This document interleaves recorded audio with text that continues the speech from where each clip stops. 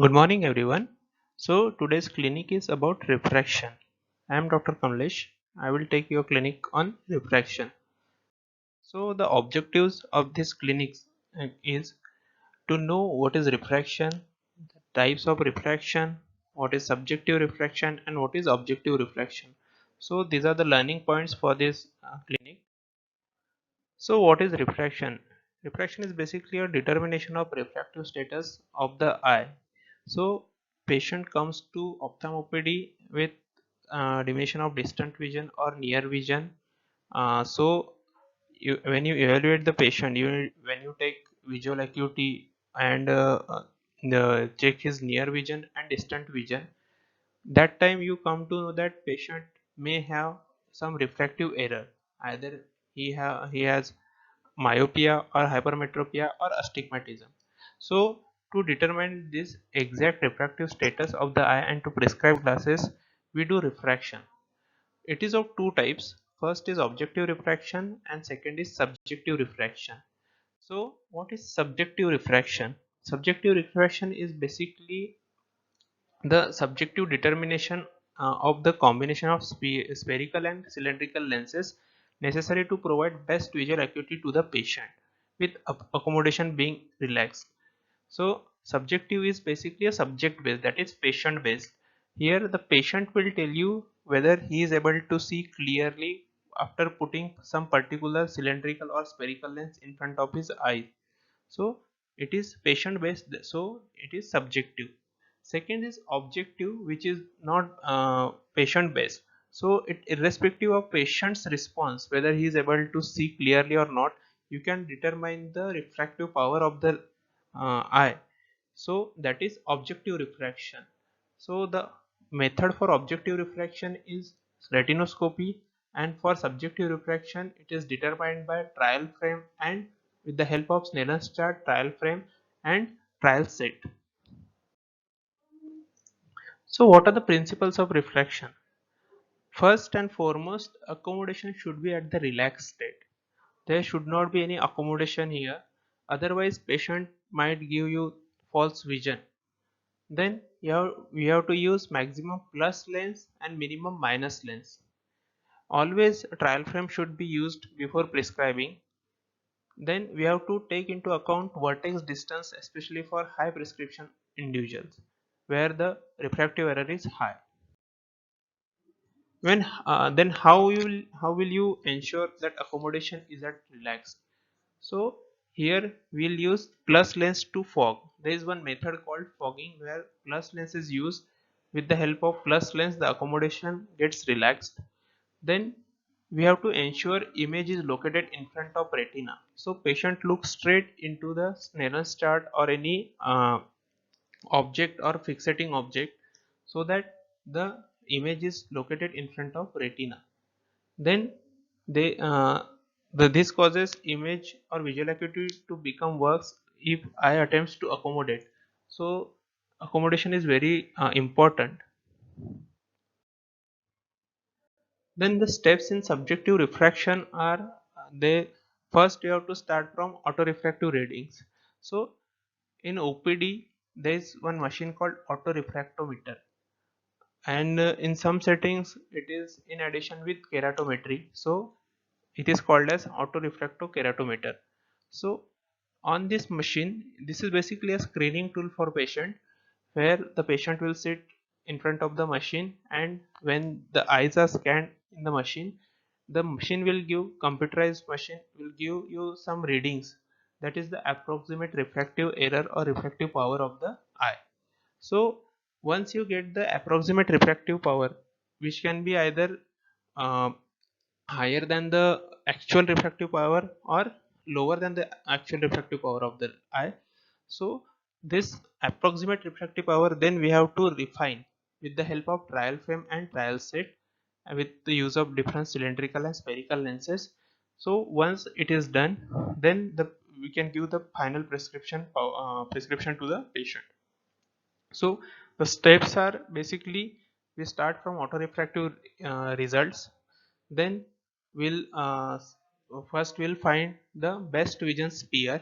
Then we'll go for cylindrical power of the lens if patient has astigmatism. If patient has myopia or hypermetropia, then the only spherical lens will suffice. So first we'll start with spherical correction, then the cylindrical correction. So cylindrical correction we can do with the help of cylindrical lens or Jackson's cross cylinder to refine the final power. So first right eye is corrected, refractive error is corrected in right eye, then we move to left eye. Similarly, we'll first check the autorefractive results. With the help of that, those autorefractive readings we'll start, we'll do first find out best vision sphere, then the cylindrical power. After the power is calculated or corrected for both eyes, that is right and left eye, then we'll do binocular balancing, and last we have to give best binocular base sphere. So these are the basic steps in subjective refraction. We'll go one by one. So how do we achieve best vision sphere? We use strongest positive spherical lens to give best visual acuity. So strongest positive spherical lens to give best visual acuity is basically a fogging method. And after that, once the spherical power is calculated or identified for right eye or left eye, but particular eye, we do duochrome test. Duochrome test is basically to avoid the spherical aberration due to color vision. So fogging, how it is done? So we place enough plus lenses to fog vision to 612 line, that is 612 on Snellen's chart. So then we slowly reduce this plus power until the best visual acuity is obtained. So you have to remember here one thing: maximum plus power for best visual acuity is to be achieved. So once the best vision sphere is calculated or identified, then we use duochrome test to achieve best vision sphere. So the principle is based on chromatic aberrations. Basically, one red and one green light will be we have to show to the patient.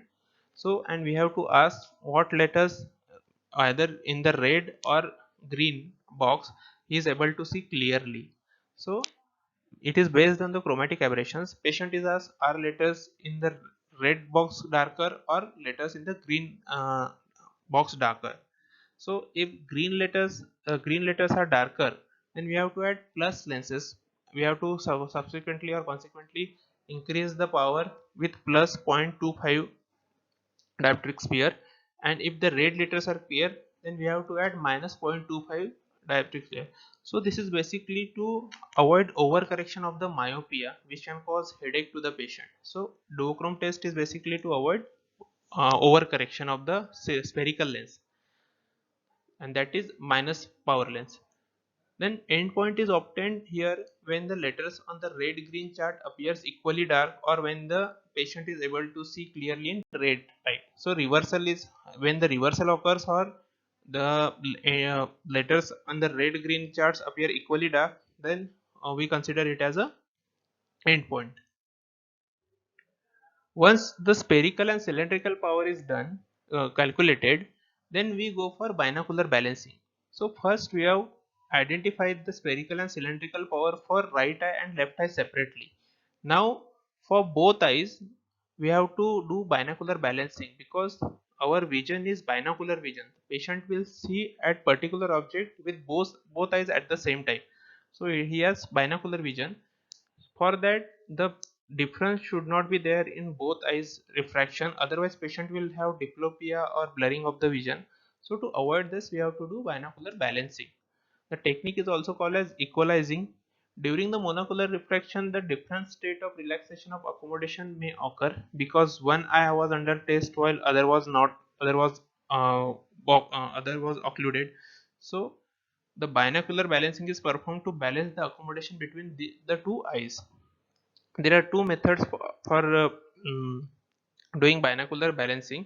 First is alternate occlusion, the second is Humphreys immediate contrast. So alternate occlusion, it is used only when visual acuity is equal in both eyes.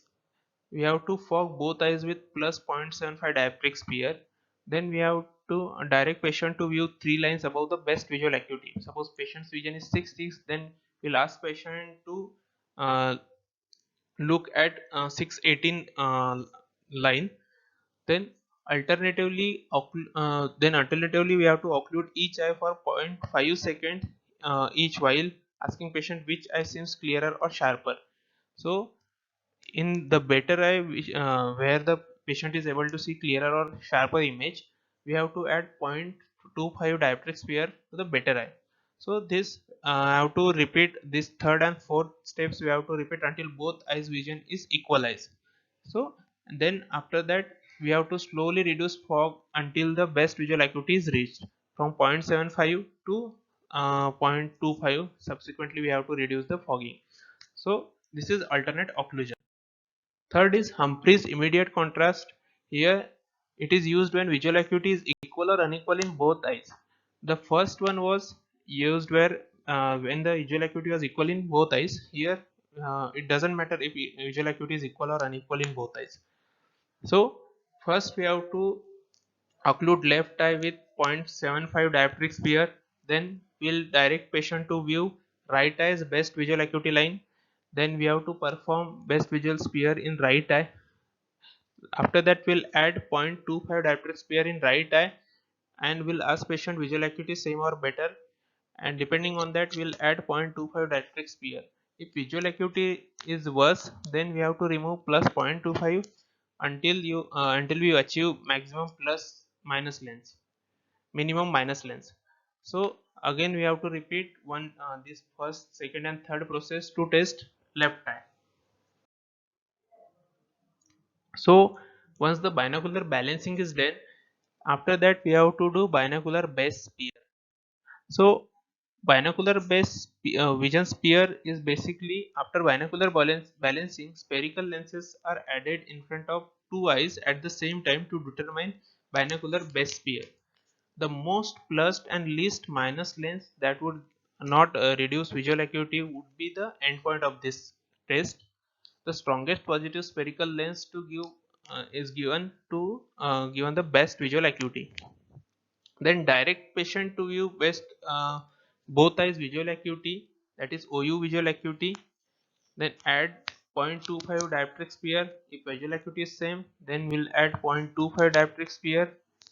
Then we have to repeat with additional 0.25 dioptric sphere. And suppose visual acuity is worse, then we have to remove 0.25 dioptric sphere. So this was about the distant vision correction.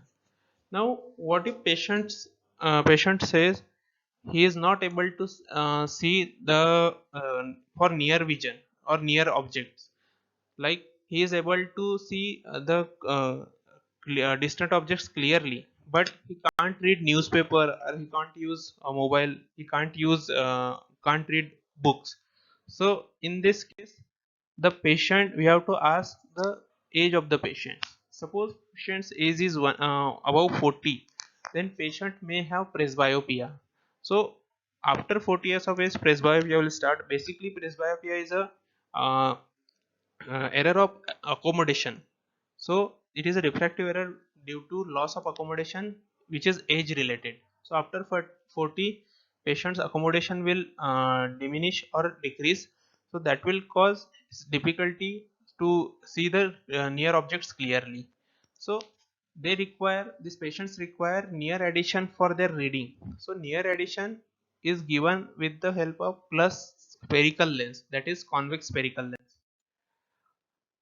To finding the near addition, yeah, first step is estimation of the patient's age. Suppose patient's age is between 40 to 45. After 40 the presbyopia will start. So between 40 to 45 we have to, the estimated addition in diopters to be done is zero point 0.5 to plus 1. From 46 to 50 it is plus 1 to 1 2. After that, from 51 to 55, the addition is usually plus 2 to 2.5, and above 56, the correction is plus 0.25 plus 2.5 to 2.75. So usually 2.75 is the maximum near correction we can give to the patients. Even after the addition of plus 2.75, the if patient's near vision is not improving, that means patients may have some other pathology like cataract or any macular or retinal pathology. That is why his near vision is not improving. Then for finding the near addition, the second step after the estimation of age is we have to place the estimated near addition on the top of distant prescription. So we have calculated the distant correction for the patients, and the lenses are kept in place on the trial frame. On top of that, we have to put the lenses for near correction. What happens here is when you remove the correction for uh, distant of vision and you place just near correction, the patient will not able to see the near objects correctly because the accommodation is not relaxed yet. So that is why first the distant correction is done, and on top of those lenses, by keeping the lenses on the trial frame, you have to put these near lenses, that is spherical lenses, spherical plus convex lenses. Third step is then patient holds the near vision chart at the habitual distance. So what is habitual distance? The normal reading distance of the patients. Some patients or some people, they read newspaper at around 30 centimeter. Some people will read at around 15 centimeter. Others will read at around half meter. So depending on the habitual distance, we have to ask patient to hold the near vision chart. Then the amount of near addition is then adjusted to position the patient's habitual reading distance in the middle of the range of the clear vision.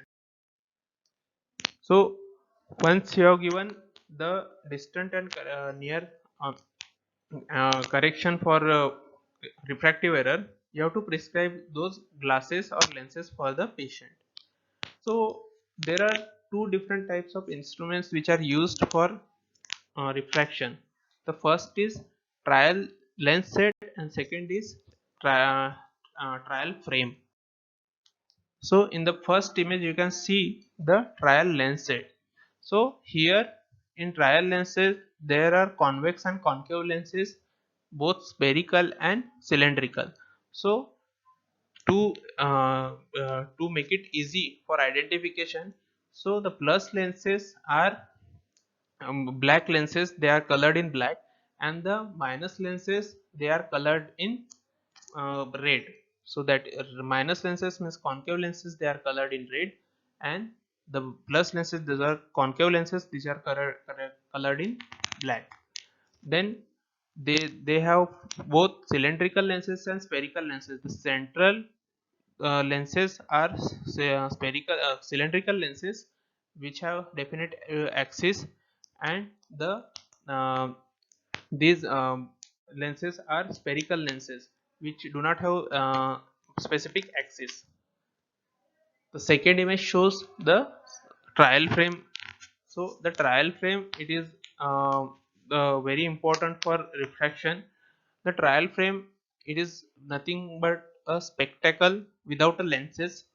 So it has four slots. Basically the anterior most slot is for cylindrical lenses, where you can see the different angles here or axis. So depending on the axis of the astigmatism, we have to place the cylindrical lenses in the first slot on that particular axis. Then the second slot is for cylindrical spherical lenses which doesn't have any axis. So in the second slot you will put the uh, spherical lens. Behind this there is one more slot for correction of near vision, for correction of presbyopia, where you will put the plus spherical lenses. So plus concave lenses will be put in the last slot. So these the three slots are there, and the first slot, in anterior most slot, there are some grooves or some hooks here, where you will put the occluder or pinhole for estimation of the visual acuity and best corrected visual acuity with the help of pinhole. So this is the trial frame. So these two instruments are used in refraction of the patient. So this was all about the subjective refraction of the patient. Then in the next clinic, we'll teach you about the objective refraction of the patient, that is retinoscopy basically. And after this, in the subsequent clinics, we'll again teach you all the lenses which are there in ophthalmology, different types of lenses, what are cylindrical lenses, concave lenses, spherical lenses, then convex lenses, again what is pinhole, what is occluder, what is then Jackson's cross cylinder. These things will be again covered in the clinic of optics. So that time we'll tell you or teach you how to identify each lens, like how to identify cylindrical, how to differentiate it from spherical lens. So these things will teach you again in the subsequent clinics. So thank you.